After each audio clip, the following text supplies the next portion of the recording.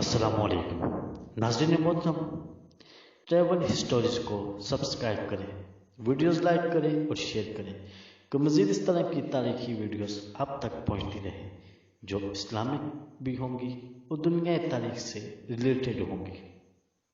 السلام علیکم ناظرین محترم، اسلامی تاریخ کے بہت بڑے ہیرو گزرے ہیں جن میں بڑے بڑے سپاہ سالار بھی تھے، جنگجو بھی تھے اور مجاہدین بھی تھے۔ اور آج ہم آپ کو ایک ایسی شخصیت کا واقعہ سنانے جا رہے ہیں جن کے بیٹے نے بیت المقدس کو فتح کیا۔ نجم الدین ایوب یہ وہ شخصیت ہیں جو نور الدین زنگی رحمۃ اللہ علیہ کے دور میں گورنر رہے۔ ناظرین محترم، یہ ابن مروان کے بیٹے تھے اور شیر کو کے بھائی تھے۔ ان کے لیے بڑے بڑے رشتے آئے کیونکہ یہ انتہائی خوبصورت، حسین اور جوان تھے۔ یہ جنگجو بھی تھے اور ان سے ان کے والد اور بھائی کہتے کہ آخر تم کس رشتے کا انتظار کر رہے ہو، تمہارے لیے اتنے اچھے اچھے رشتے بھی آتے ہیں۔ اور یہ ایک ہی بات کہتے کہ میں ایک ایسے رشتے کا انتظار کر رہا ہوں کہ ہماری شادی ہو اور ہمارا بیٹا پیدا ہو اور وہ بیت المقدس کو فتح کرے۔ ایک دن آپ نے یہی بات کی اور گھر سے باہر نکل گئے۔ پاس ہی میں اللہ کے ولی کی ایک درگاہ تھی، ان کی درگاہ پہ آپ تشریف لے گئے اور وہ ولی اپنی بیٹی کے ساتھ مخاطب تھے۔ ان کی بیٹی پردے کے پیچھے سے یہ کہہ رہی تھی کہ بابا جانی، میں ایک ایسے شخص سے شادی کروں گی جو نیک اور پرہیزگار ہو، کہ ہمارا جو بچہ ہو وہ عالم اسلام کا سپاہ سالار بن کر بیت المقدس کو فتح کرے۔ نجم الدین ایوب نے جب یہ سنا تو انہوں نے گھر آ کر اپنی والدہ سے خواہش ظاہر کی کہ فلاں شخصیت کے پاس آپ میرا رشتہ لے کے جائیں۔ ماں نے پوچھا، بیٹا تمہارے لیے بڑے بڑے رئیسوں کی بیٹیوں کے رشتے آئے، حکومتی عہدیداران کی بیٹیوں کے رشتے آئے، آج تک تم انکار کرتے رہے، لیکن آج ایسا کیا ہوا کہ تم نے اس مجذوب کی بیٹی سے شادی کرنے کی خواہش کا اظہار کر دیا؟ کہا، ماں، جو میں چاہتا ہوں وہ عورت بھی وہی چاہتی ہے۔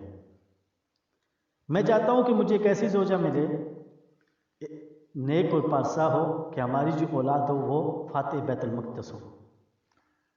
ماں، وہ عورت بھی یہی چاہتی ہے کہ اس کی اولاد فاتح بیت المقدس ہو۔ اور یوں انہوں نے اپنی ماں کو اس ولی کی درگاہ پر رشتے کے لیے بھیج دیا۔ جب وہاں پر ان کی والدہ گئی تو جو ان کی ہونے والی زوجہ تھی، انہوں نے کہا، مجھے تو کوئی اعتراض نہیں، لیکن میں ان سے ملنا چاہتی ہوں۔ ناظرین محترم، ان کے آپس میں ملاقات کروائی گئی۔ وہ خاتون پردے کے پیچھے کھڑی تھی۔ انہوں نے اپنی خواہش کا اظہار کیا کہ میں چاہتی ہوں میرا بیٹا، میرا اولاد فاتح بیت المقدس ہو۔ تو انہوں نے کہا، میں بھی یہی چاہتا ہوں۔ ناظرین محترم، ان کی شادی ہوئی، ان کے اولاد ہوئی جن میں عادل بھی تھے اور سلطان صلاح الدین ایوبی۔ جی ہاں ناظرین محترم، وہی سلطان صلاح الدین ایوبی جو خود کبھی خانہ کعبہ حج کے لیے نہ پہنچ سکے، ہمیشہ صحراؤں میں، ریگستانوں میں، میدانوں میں، ہر جگہ پر کفر کو شکست دیتے رہے۔ بڑے بڑے لشکر ان کے سامنے تحقیق ہوتے گئے۔ وہ سلطان صلاح الدین ایوبی کے یورپ میں ان کے نام کا خوف ایسا تھا کہ اکثر لوگ ان کا نام سن کے خوف زدہ ہو جاتے تھے۔ ناظرین محترم، یہ ایک جنگجو تھے اور ماہر تیر انداز بھی تھے۔ انہوں نے تلوار بازی بھی سیکھ لی تھی۔ ناظرین محترم، ماں باپ کی تربیت اور ماں باپ کے خواب نے ان کے دل میں بھی تمنا پیدا کر دی کہ کسی طرح بیت المقدس کو فتح کر لیا جائے اور مسلمانوں کے حوالے کیا جائے۔ ناظرین محترم، ان کو اس کے لیے ایک طویل عرصہ انتظار کرنا پڑا۔ ابتدا میں یہ سلطان نور الدین زنگی رحمۃ اللہ علیہ کے گورنر رہے، سپہ سالار بھی رہے، مختلف ذمہ داریاں نبھاتے جب سلطان نور الدین زنگی رحمۃ اللہ علیہ انتقال کر گئے تو ان کے ایک چھوٹے بیٹے کو تخت نشین کر دیا گیا، جو انتہائی چھوٹا تھا اور نااہل ثابت ہوا، جس کی وجہ سے اسلامی سلطنت پارا پارا ہو گئی۔ اور اسی پرفتن دور میں سلطان نور الدین زنگی مرحوم کی بیوہ کی اجازت سے سلطان صلاح الدین ایوبی رحمۃ اللہ علیہ نے خلافت سنبھالی اور پھر آپ نے اسلامی مملکت کو یکجا کرنا شروع کیا۔ رینالڈ کو شکست دی، اور ایک موقع پر کہا جاتا ہے کہ رینالڈ آپ کے مقابلے میں آیا تو اس کا گھوڑا مر چکا تھا اور رینالڈ پیادہ ہو چکا تھا۔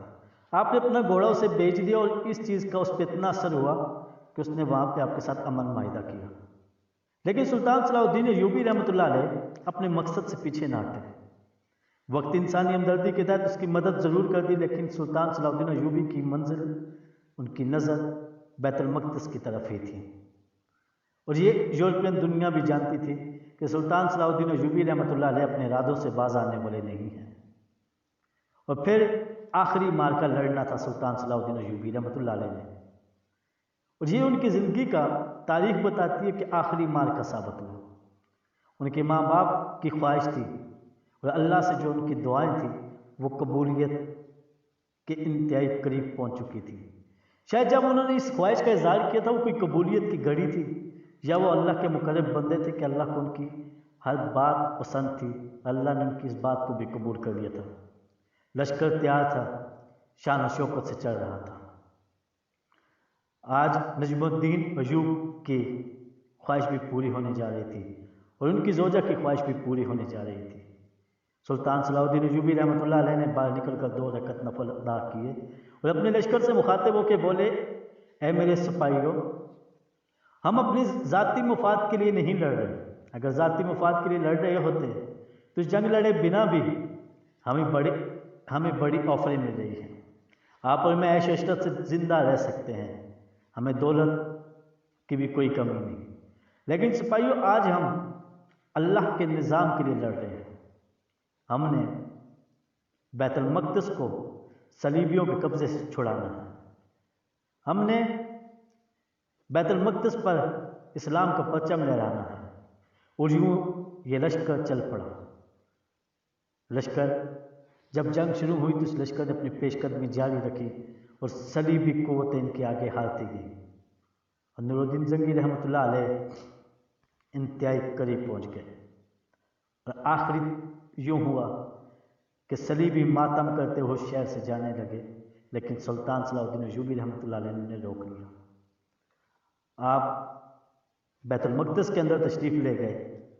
وہ ممبر جو آپ نے مسجد اقصی کے لیے تیار کروایا تھا کہ جب میں مسجد اقصی کو فتح کروں گا یہ ممبر مسجد اقصی میں رکھا جائے گا، وہ ممبر لایا گیا۔ ہر طرف اذانیں سنائی دے رہی تھیں، یا کچھ دن پہلے چرچ کے گھنٹے بجا کرتے تھے، آج مسلمانوں نے جذبات میں اللہ اکبر کی صدائیں لگا دیں۔ سلطان صلاح الدین ایوبی رحمۃ اللہ علیہ کونے میں بیٹھ کر زار و قطار رونے لگے، کیونکہ ان کی برسوں کی خواہش، ان کی برسوں کی جدوجہد، ان کی برسوں کی کوشش آج منزل کو پہنچ چکی تھی۔ مسلمانوں کا قبلہ اول مسلمانوں کے پاس آ چکا تھا، صلیبی بے بس اور بے سہارا کھڑے نظر آ رہے تھے۔ سلطان صلاح الدین ایوبی رحمۃ اللہ علیہ نے پہلے تو فیصلہ کیا کہ تمام صلیبیوں کی گردنیں اتار دی جائیں، لیکن پھر انہیں خیال آیا کہ اسلامی تعلیمات یہ نہیں کہتے، جس وقت بے بس ہیں، بے سہارا ہیں، انہیں میں قتل نہیں کروں گا۔ آپ نے انہیں کہا تم رہ سکتے ہو یہاں پر، لیکن مزید تمہاری کوئی شرارت برداشت نہیں کی جائے گی۔ اور تاریخ بتاتی ہے کہ سلطان صلاح الدین ایوبی رحمۃ اللہ علیہ کا یہ آخری معرکہ تھا۔ آپ اس کے بعد علیل ہو گئے، اور پھر وہ علالت آپ کی نزا کی مرض بنی، اور یہ تاریخ اسلام کے عظیم ہیرو اس دنیا فانی سے کوچ کر گیا۔ اس کے بعد آپ کے بھائی اور آپ کے بیٹوں نے سلطنت کو سنبھالا، لیکن سلطنت اسلامیہ پھر پارا پارا ہو گئی اور بیت المقدس واپس صلیبیوں کے قبضے میں چلا گیا۔ لیکن کہا جاتا ہے سلطان صلاح الدین ایوبی رحمۃ اللہ علیہ کی تاریخ اسلام پر بڑے احسانات ہیں، اور ان احسانات میں ایک سب سے بڑا احسان بیت المقدس کی فتح بھی ہے۔ ناظرین محترم، مجھے کہتے ہیں قاسم قریشی۔ اس طرح کی مزید تاریخی اور اسلامی ویڈیو دیکھنے کے لیے آپ اس چینل کو سبسکرائب کریں، ہم سے جڑے رہیں کہ آپ کو ہماری مزید ویڈیوز ملتے رہیں۔ ناظرین محترم، ہم سب اسلامی تاریخ پر مبنی ہی نہیں بلکہ دنیا تاریخ پر مبنی بھی ویڈیو آپ کے پاس آئیں گی، لیکن ابھی دیجیے مجھے اجازت۔ اللہ حافظ۔